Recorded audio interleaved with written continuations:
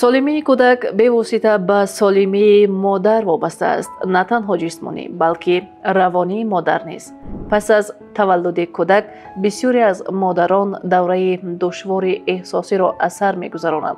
این می‌تواند از دلگیرشوی پس از تولد تا دپرسیای پس از تولد تغییر یابد. در جامعه ما گاهی این موضوع کمتر به زبان گرفته می شود، زیرا انتظار دارند که مادر باید فقط خوشبخت و شاد باشد. اما واقعیت این است که تغییرات گرمونی و فشار نگهداری نوزاد می تواند باعث شود که مادر خود را خیلی خسته، غمگین یا حتی ناامید احساس کند. شاید او از خود می پرسد: آیا من مادری خوب هستم؟ چرا من اینقدر خسته و عصبانی می شوم؟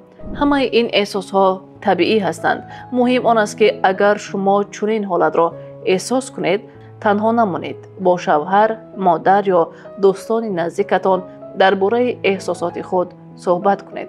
کمک پرسیدن نشانه ضعیفی نیست، بلکه برعکس، غمخوری به خود تا توانی باز هم بهتر به کودکت غمخوری کنی.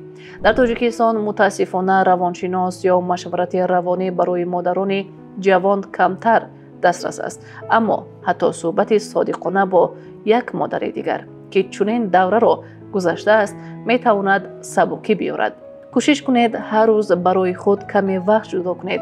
مثلا وقتی کودک خواب است، یک پیاله چای نوشید یا 15 دقیقه تمرین های نفس کشی کنید. بگاهی یگان نفر شخص نزدیک کودکتان را نگاه دارد و شما 1 ساعت برای خود وقت جدا کنید.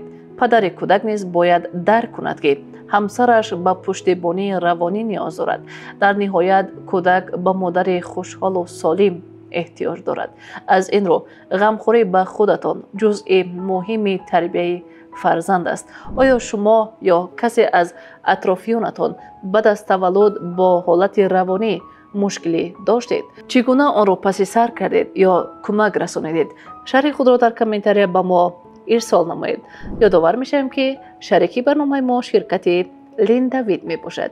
لین دیوید، برای تمام عائله.